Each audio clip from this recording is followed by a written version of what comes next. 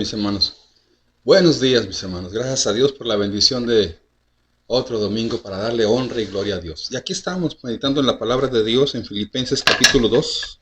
Mantengan sus Biblias abiertas, vamos a mirar otros pasajes más y meditar en la enseñanza que el Señor tiene.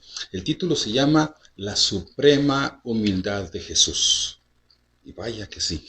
Por eso pidámosle a Él, al exaltado Dios, nuestro Salvador y Señor, dirección a través del Espíritu Santo. Padre Celestial, en el nombre de tu Hijo Jesucristo, pedimos esa dirección, Señor, para que el mensaje de tu palabra llegue a cada uno de nosotros. Tu dirección también para quien habla y esa dirección de tu palabra directamente al corazón y al entendimiento de quien esté aquí en este momento y quien vaya a escucharlo, Señor. Haz tu obra, Padre, como siempre, y que tu palabra no regrese a ti vacía. En el nombre de Jesús. Amén.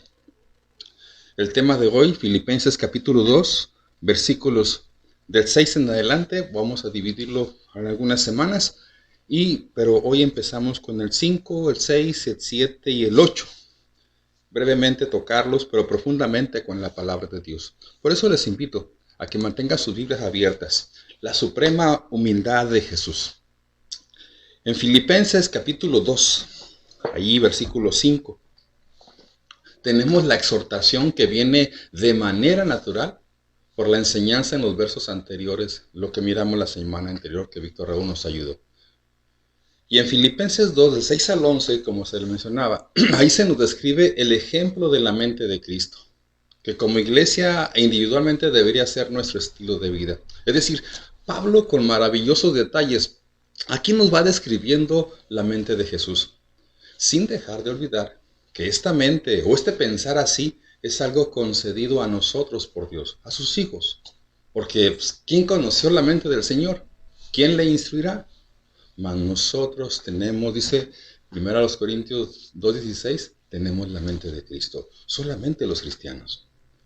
Jesús siempre pensó en los demás. Y ahora Pablo le pide a la iglesia de Filipos esto mismo. Estén constantemente, estoy pensando en ustedes, lo que también fue en Cristo Jesús. Ese era el corazón de Pablo. Les platico esta historia, una ilustración.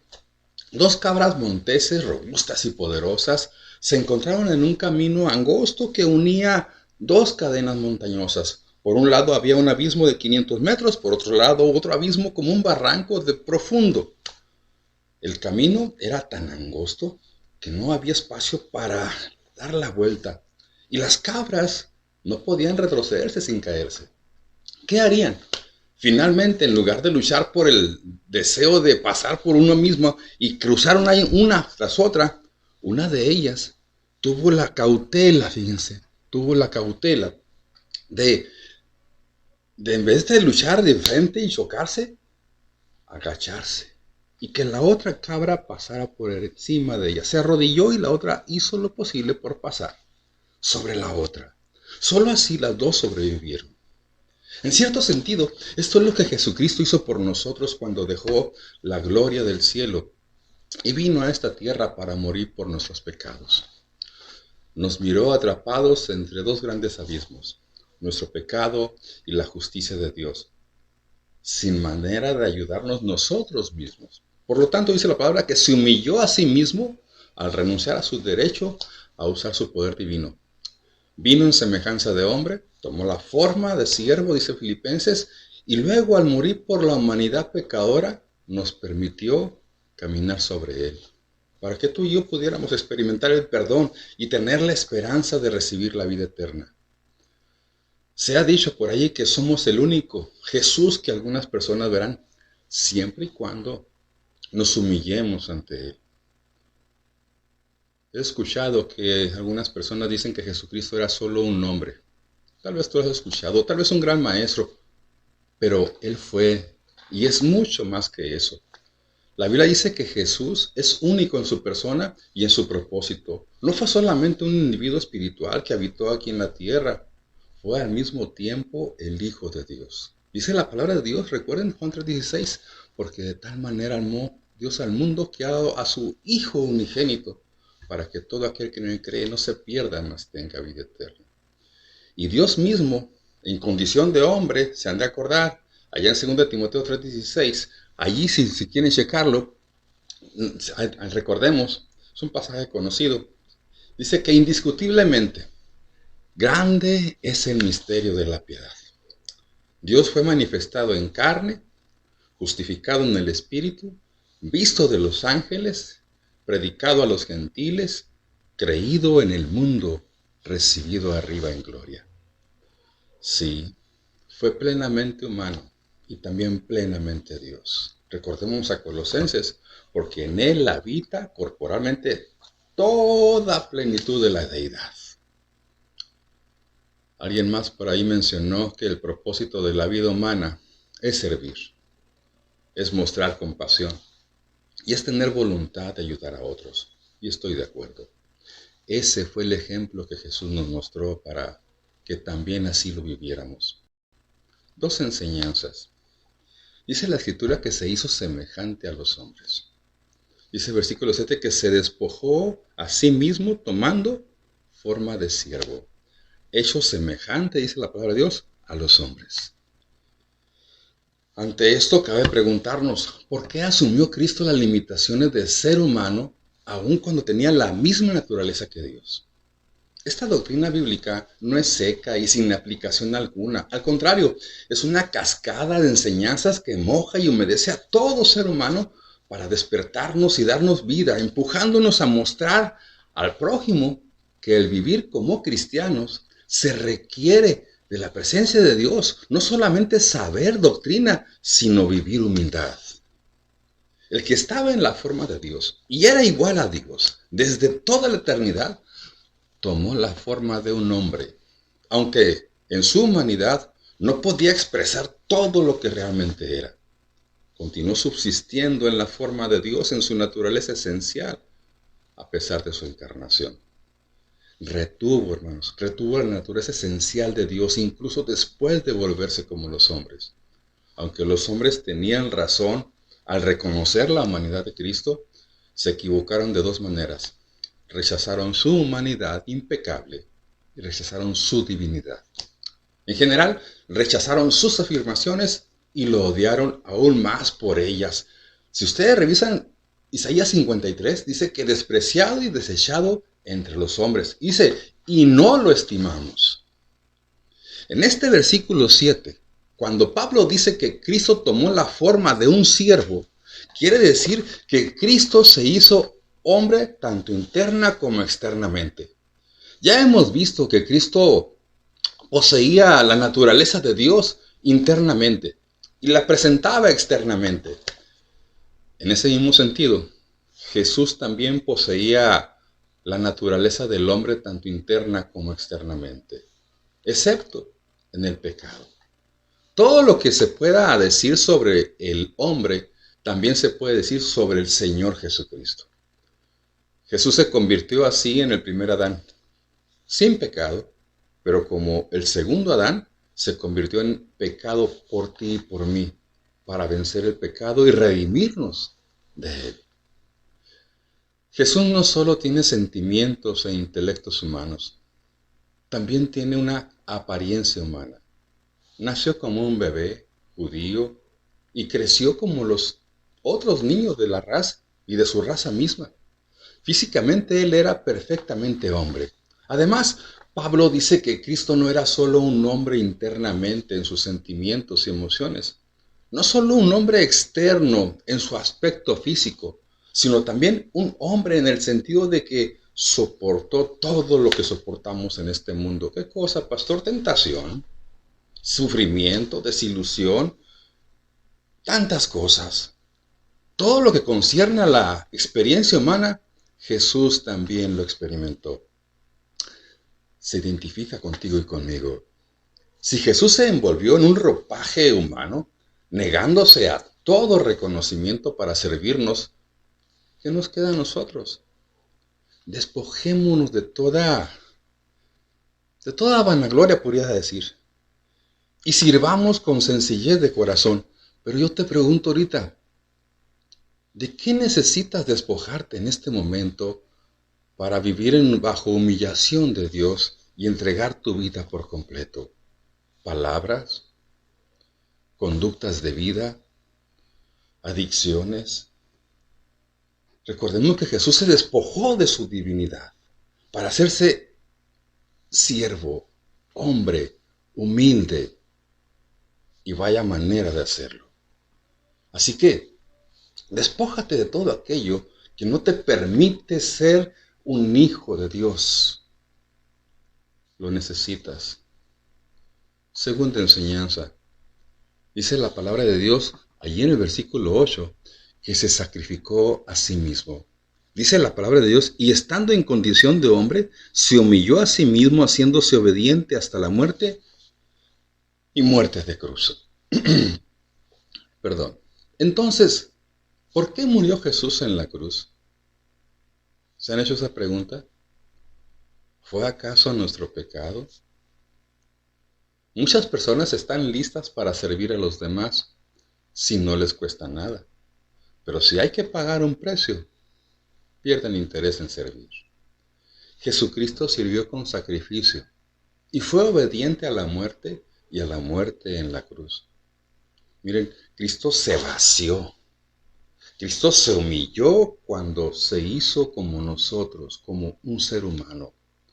Luego dio un paso más abajo en esta escalada de humillación cuando se convirtió en sirviente de nosotros.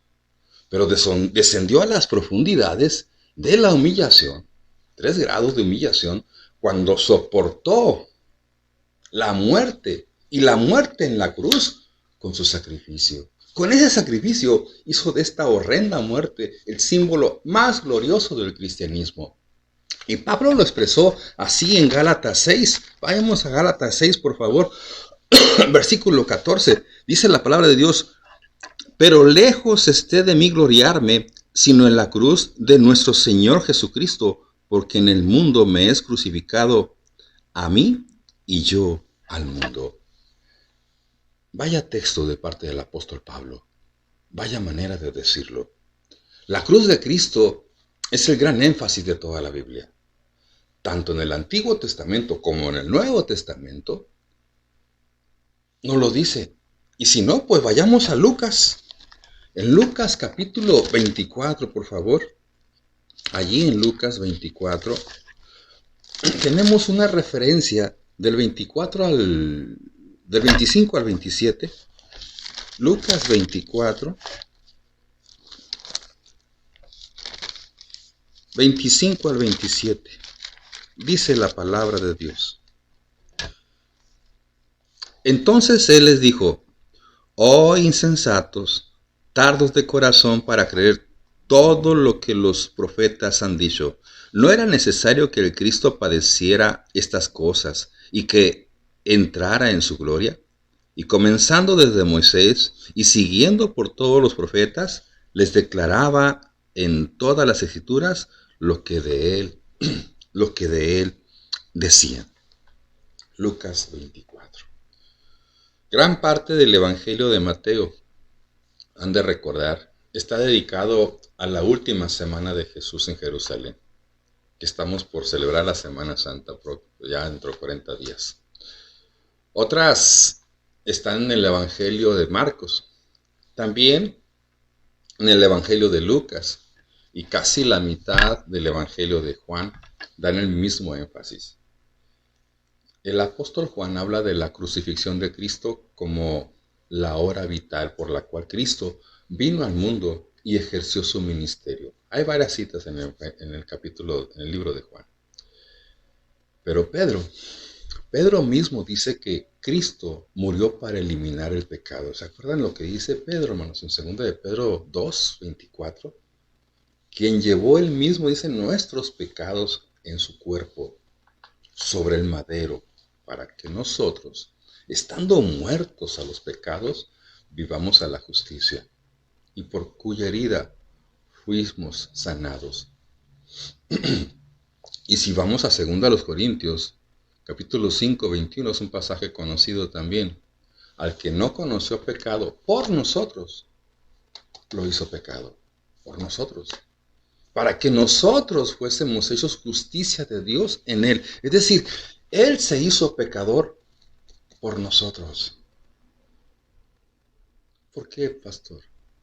para satisfacer la justicia divina. En Romanos 3, 24 al 26, vayamos para allá, por favor. En Romanos 3, 24 al 26, dice la palabra de Dios.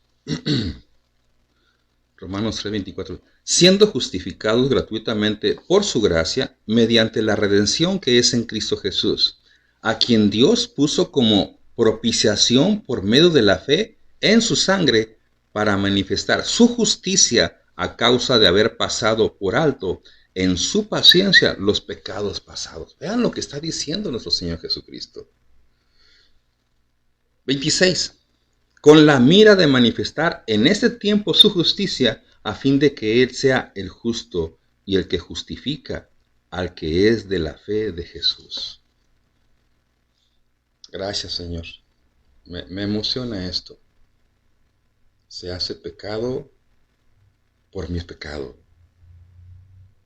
Ponle conciencia a esto. Porque solamente así revela el amor de Dios.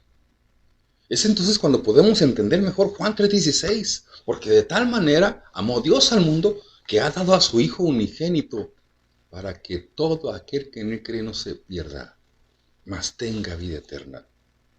Esto me lleva a recordar 1 Juan 4:10 y lo confirma ahí. En esto consiste el amor. Díganlo conmigo ahí entre memoria porque se lo saben. En esto consiste el amor. No en que nosotros hayamos amado a Dios, sino en que Él nos amó a nosotros. Y dice, y envió a su Hijo en propiciación por nuestros pecados. Dios se hace pecado por nosotros. Es por eso que la muerte en la cruz tenía 3 características horribles, horribles. Pero quiero que nos detengamos tantito en esto.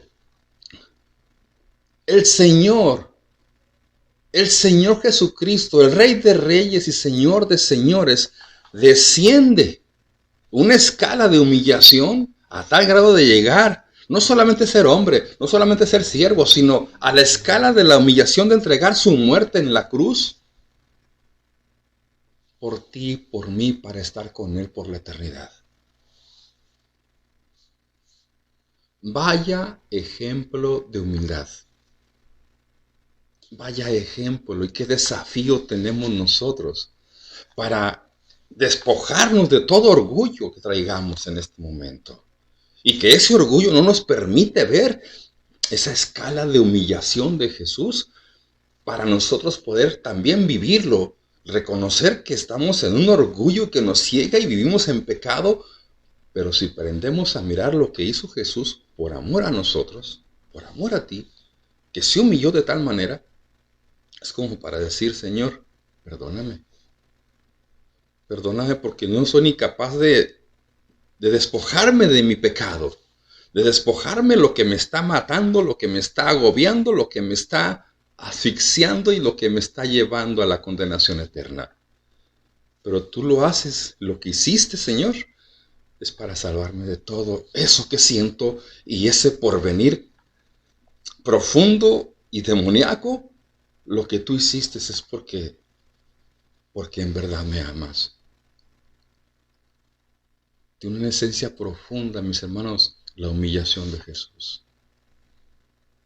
3 grados de humillarse, de humillarse y de humillarse, hasta que llegó a la muerte. Y esta muerte en la cruz, decía, tenía 3 características muy fuertes. Una de ellas era muy dolorosa. Era la pena de muerte aplicada solo a esclavos y delincuentes. A menudo la persona crucificada pasaba varios días clavada en la cruz y moría lentamente. Había calambres, había asfixia y dolor atroz. Pero también la cruz era indignante. La persona que estaba experimentando la muerte de cruz era azotada, blasfemada, escupida, y luego tenía que cargar la cruz bajo el desprecio de la multitud, haciéndole bullying a este lugar de su ejecución. Y hay algo que dice Deuteronomio 21-23, váyanlo buscando. Porque no solamente era dolorosa, no solamente era indignante. Dice la Escritura en Deuteronomio, capítulo 21, dice la palabra de Dios Váyanse a Deuteronomio capítulo 21, 23.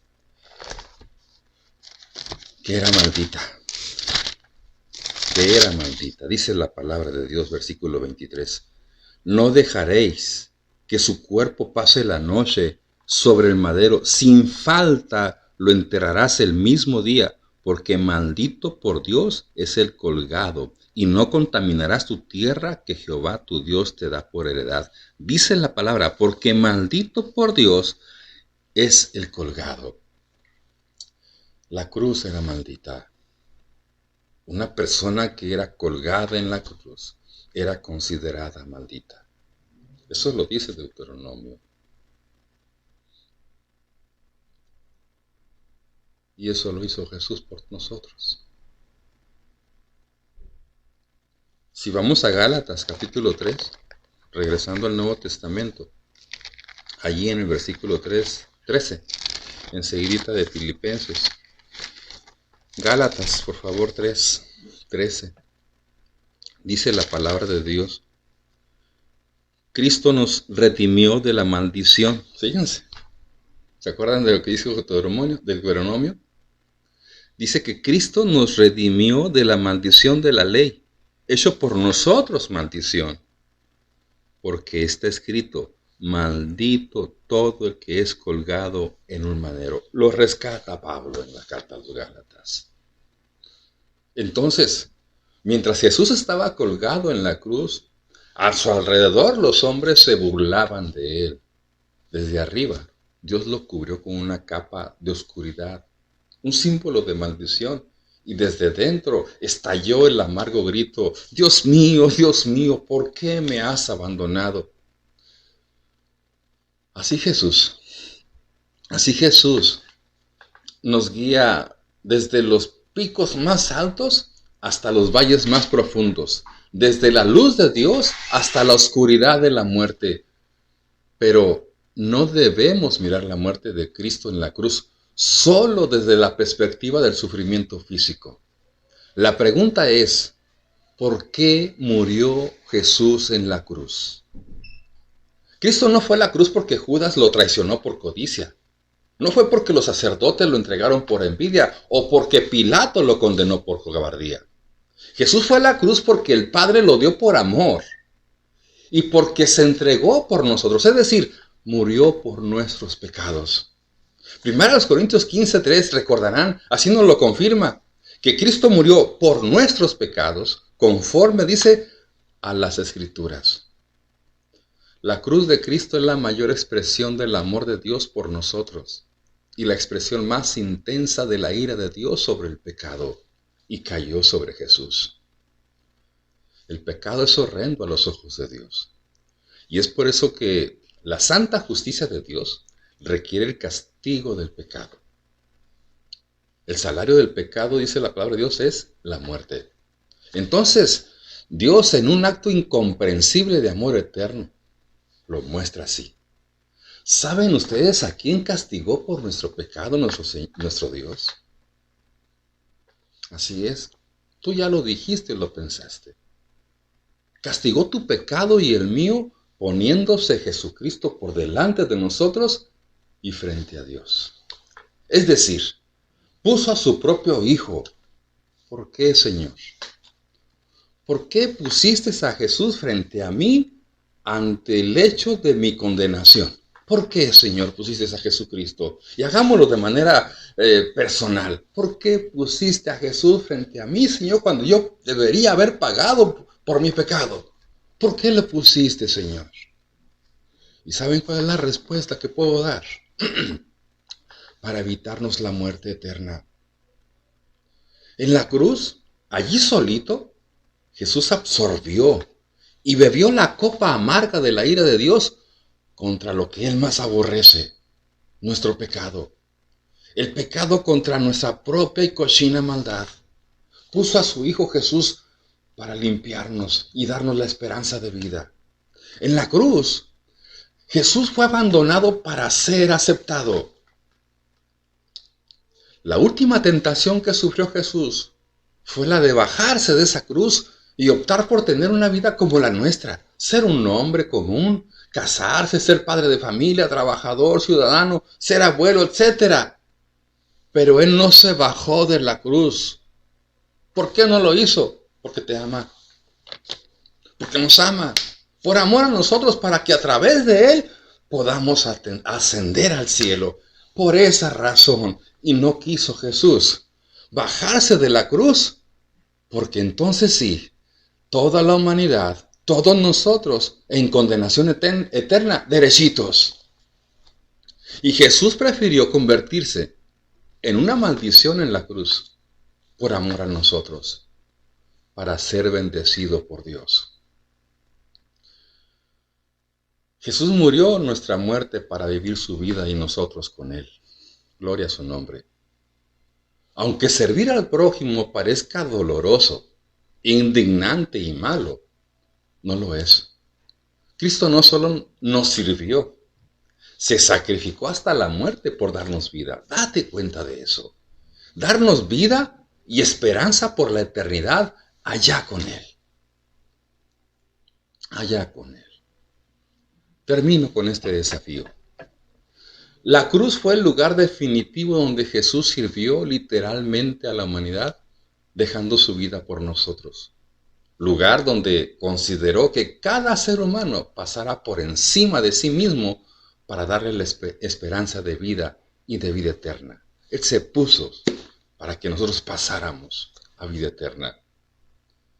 Ser cristiano, ser siervo, significa estar dispuesto a renunciar, a despojarnos a nuestros derechos y oportunidades personales para beneficiar a otros, que pasen sobre nosotros, en servidumbre, con actitud de humildad. Jesús no se aferró egoístamente a los derechos y el honor que le correspondían por derecho.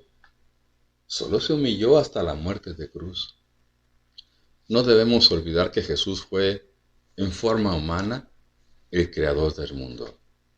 En cualquier momento de su ministerio, Él pudo haber extinguido la vida de aquellos que se le opusieron.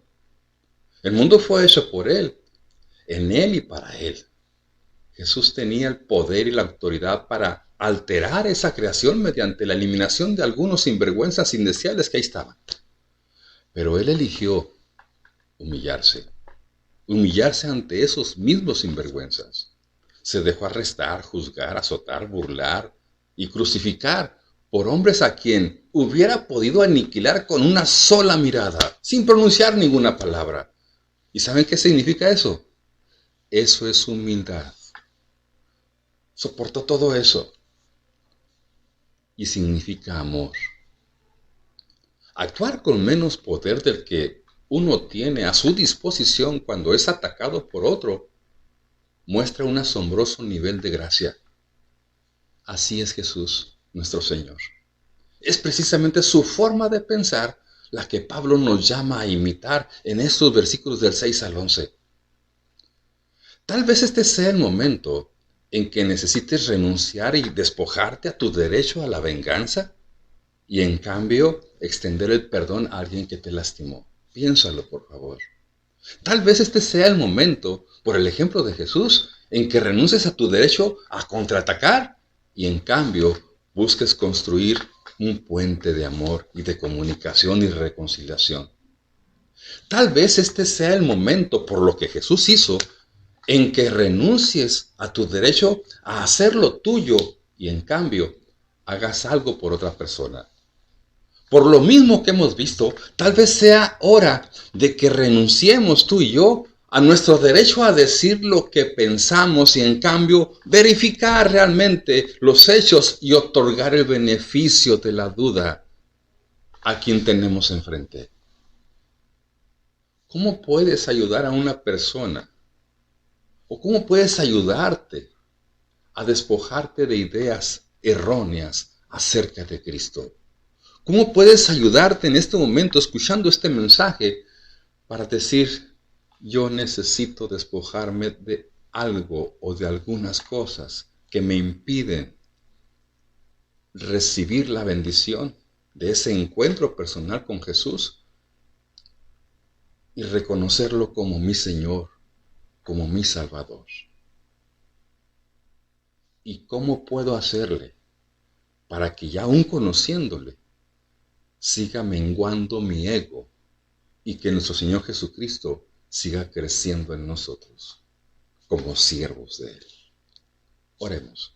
Amado Dios, en el nombre de Jesús, te agradecemos, Padre Santo, por la enseñanza de tu palabra, por permitirnos meditar y reflexionar lo profunda actitud de tu Hijo Jesucristo, Señor, de ti, Padre eterno, de venirte a humillar a esta escala, Señor, hacerte hombre, hacerte siervo y darte en la cruz para morir por nosotros.